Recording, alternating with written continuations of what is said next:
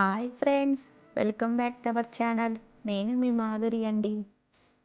ఈరోజు నేను చింతకాయ తొక్కుతో పప్పు చేస్తున్నాను. దానికోసం చింతకాయ తొక్కు తీసుకొని దాన్ని కొంచెం వాటర్ వేసి బాయిల్ చేసి పక్కకు పెట్టాను.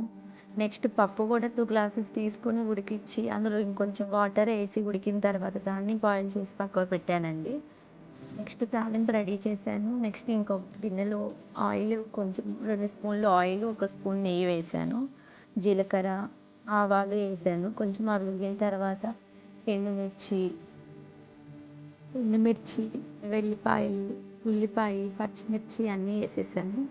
సో ఇవన్నీ కూడా కొంచెం వేగిన తర్వాత కొంచెం వేగాలండి. కొంచెం వేగితేనే బాగుంటుంది. నెక్స్ట్ ఇవి వేగిన తర్వాత టమాటో కూడా వేసేసాను. టమాటో కూడా కొంచెం ఫ్రై అవ్వాలి. కొంచెం ఫ్రై అయిన తర్వాత మనం ముందుగా రెడీ పెట్టుకున్న చింతకాయ తొక్కు గుజ్జు వేద్దాము. 1 స్పూన్ కారం, 1 స్పూన్ సాల్టు, చిటికెడు పసుపు వేసాను. ఆల్రెడీ మనం పప్పులో కొంచెం పసుపు వేసాను కాబట్టి ఇక్కడ నేను తక్కువ వేసాను. సో కొంచెం సేపు మూత పెట్టి బాయిల్ చేశాను. మూత పెట్టి వేసి బాయిల్ చేస్తే టమాటో కొంచెం మెత్తగా అవుతాయి కదండి. టమాటాలు కొంచెం మెత్తగా అయిన తర్వాత ముందుగా మనం రెడీ చేసుకున్న గుజ్జు వేయాలి. అది కూడా వేసేసి కొంచెం ఉడికిన తర్వాత అప్పుడు మనము పప్పు ఉడికించుకున్న పప్పు వేద్దాము. ఇది కూడా కొంచెం ఉడకడానికి కాసేపు మనం మూత పెడదాం. మూత పెట్టామనుకో మంచిగా అది కూడా బాయిల్ అవుతుంది. బాయిల్ అయిన తర్వాత మనం రెడీగా ఆల్రెడీ కుక్ చేసి పెట్టుకున్న పప్పుని వేసుకోవచ్చు.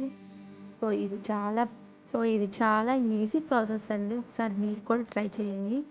కాసేపు మనం మూత పెట్టుకుందాం. మూత పెట్టుకుంటే అది మంచిగా కుక్ అవుతుంది. సో అందుకని నేను కాసేపు మూత పెట్టాను. చింతకాయ తొక్కు మనకు 1 ఇయర్, 2 ఇయర్స్ నిలువ ఉంటుందండి. మనం చేసే పద్ధతిలో దాన్ని మనం చేసుకుంటే.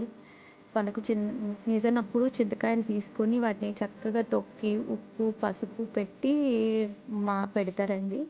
అలా పెడితే మనకు 1 ఇయర్ నిలువ ఉంటుంది. మూత తీసి చూస్తే చక్కగా ఇది ఉడికిపోయింది కదా! మనం ఆల్రెడీ రెడీగా పెట్టుకున్న పప్పుని వేసేద్దాం. చూసారా అండి ఎంత మంచిగా కుక్ అయిందో. ఆయిల్ కూడా చక్కగా పైకి వచ్చేసింది. మంచి స్మెల్ కూడా వస్తుందండి. నెక్స్ట్ మనము ఆల్రెడీ కుక్ చేసిన పప్పుని వేసేద్దాం. వేసిన తర్వాత ఎంతో టైం పట్టదండి. మొత్తం ఒక 10 మినిట్స్లో అయిపోతుంది. 10-15 మినిట్స్లో అయిపోతుంది. మొత్తాన్ని కలిపేద్దాం. సో ఫైనల్గా పప్పు అయితే రెడీ అయిపోయిందండి. మీకు ఈ పప్పు నచ్చితే మీరు కూడా ఒకసారి ట్రై చేయండి. సో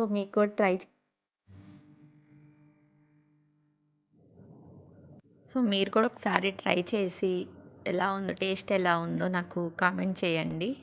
సో అలాగే నా ఛానల్ మాత్రం లైక్ చేయండి, షేర్ చేయండి, సబ్స్క్రైబ్ చేయండి. సో అలాగే బెల్ కొట్టడం కూడా మర్చిపోకండి. సో ఫైనల్గా పప్పు అయితే రెడీ అయిపోయింది. చూసారా అండి, కొంచెం బబుల్స్ వస్తుంది కదా. ఇప్పుడు మనం మొత్తం అయిపోయినట్టేనండి. ఇంక దీన్ని మనం ఒక గిన్నెలోకి సర్వ్ చేసుకుందాం.